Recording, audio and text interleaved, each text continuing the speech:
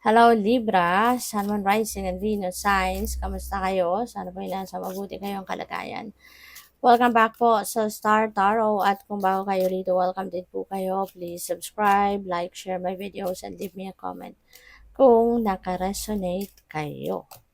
So, first card ninyo, energy. Ayan, sabi dito, rush of excitement. Parang ang taas no, ng level ng energy ni Libra sa ngayon. You are siguro very excited about something. Maaring nagmamadali ka dito to seize an opportunity. Mga ganyan. So, go for it. Maintain ninyo yan kasi maaari din na malakas din talaga yung pangangatawan. You're very healthy. Yung ganon. Kaya you have a lot of energy in you. And paalala din ito sa inyo, na it's best if you remain lighthearted. Bibigyan ninyo lagi ng panahon ng sarili mo para na makahinga naman, para naman ma-experience ninyo, ma-embrace ninyo yung leisure time, kumbaga, no, para sa sarili ninyo. Kailangan natin yan paminsan-minsan, di ba? Para renew tayo ng sarili natin, makapag-recalibrate, ganon. So, may travel si Libra, pack and go. O pwedeng impromptu ito. O pwedeng ngayon, yung parang biglaan, hindi ito plinano. Biglaan siguro. Yung kunyari, sa trabaho, 'di ba? O pwedeng sasabihan ka, itatap ka ng manager mo na, o Libra, ikaw na lang muna yung pupunta. Ikaw na muna yung mag-represent sa akin. Ikaw na muna yung mag-represent sa kumpanya, ng department, ganon, no? Sa meeting or sa conference or kung saan man. 'Di ba, kung ano man yung pagtitipon na 'to. So, yung mga gano'ng klase 'no, na yung itatap ka lang ng kung sino man na, "Sige sama ka," or "Sige ikaw na lang." Yung mga gano'n ba. So, what else? We have nurture, water your garden. Ayan. So, kasama 'to dito sa leisure 'no. Kasi paminsan-minsan kailangan nga natin na, ah, excuse me, kailangan natin na mag-time out sa kung ano man ang ating mga ginagawa, 'no? So, lalo-lalo ka na siguro ang dami mo namang pinagkabisihan lately, marami kang ginagawa, maraming trabaho, ganyan. So, parang inaanyayahan ka dito to water your garden, take care of yourself, in other words, kasi mas magandang lagi mong inaalagaan ang inyong sarili, ang inyong kalusugan, inuuna yung inyong well-being, para lagi kang on top of your health, 'di ba? Remember, health is wealth, 'di ba? Yun ang pinakamahalaga above anything else. Kaya sana, 'di ba, yung well-being mo, yung kalusugan mo, yun yung dapat nasa top priority sa inyong priority list. Kasi kahit marami kang gagawin, kahit marami kang obligasyon, responsibilities, or kung ano man trabaho, when you are on top of your ah, health, 'di ba? Walang problema. Kahit ang daming responsibilidad nakalista diyan, that's fine. Makakayanan mo 'yan, 'no? Magagawa mong lahat 'yan. So we have self-care. Libra, 'di ba? Nurture, self-care. It's time for you to heal, to repair, and reconnect. So, most likely talaga ang iba sa inyo pagod na pagod, stressed out. Pwedeng ang iba sa inyo experiencing burnout, ganyan. Kaya atras ka muna, no, sa kung ano yung pinagkakabalahan. Kailangan mo lang dito ng konting minuto para makapag-meditate. Kailangan mo lang dito ng konting oras para makabawi ng antok, tulog, 'di ba? Ganyan. Makakain ng masustansya, nutritious talaga na pagkain, yung mga gano'n. So, it's about time na Libra for you to take care of yourself. It's about time na para ikaw ay alagaan mo ang inyong sarili. Okay? So, what else? So, we have slow and steady. Okay? Patience is key.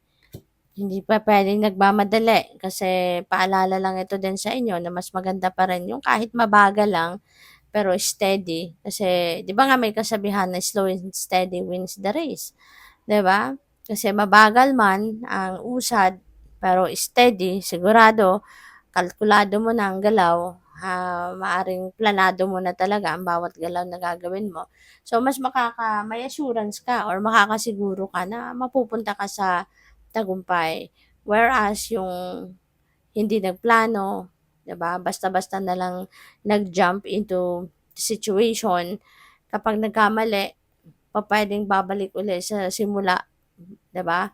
'Pag nagkamali, pupuwedeng, mawalan na ng gana, 'di ba? So, mas mataas ang chance ng failure, 'di ba? Kaya mas maganda talaga na kahit mabagal basta sigurado ka at marunong kang magpasensya, marunong kang mag-antay, marunong kang mag-adjust. So, what else? We have celebration. Enjoy your victories with others. So, congrats. Kasi meron ditong mga celebration na gagawin kayo dahil siguro meron kayong mga tagumpay. Meron kayong mga successes na makakamit sa ngayon, and that could be related to anything. Pupuwedeng personal affair 'yan, pupuwedeng, may achievement ka, may accomplishments ka, pupuwedeng sa trabaho, sa career, sa business, ganyan ano. Kaya 'yun, na magse-celebrate ka. Pupuwede rin 'no, na may mga problema kayo na napagtagumpayan mo na sa ngayon or may mga problema kang mahahanapan mo na din ng solusyon. Kaya isa din 'yan ano, sa ikakatuwa ninyo. And, isa din 'yan sa ise-celebrate ninyo, 'di ba? So, what else? We have soulmate, someone from your soul tribe. 'Yan, makikilala mo na. So, this could be anyone kasi yung soulmate natin pupuwedeng nagiging karelasyon natin 'no, romantically. Pupuwede minsan din yung soulmate natin becomes our friend, best friend natin, pupuwedeng counselor natin, pupuwedeng, spiritual teacher natin, yung gumagabay sa atin ano. At some point sa buhay natin merong dumadating sa buhay natin na, will play a significant role sa buhay natin bilang advisor, 'di ba, bilang takbuhan natin kung kailangan natin ng advice, kailangan natin ng tulong in any way, shape, or form. So, pupuwede na at this time meron kayong gano'n makikilala. So, what else? We have test. Look for a divine test.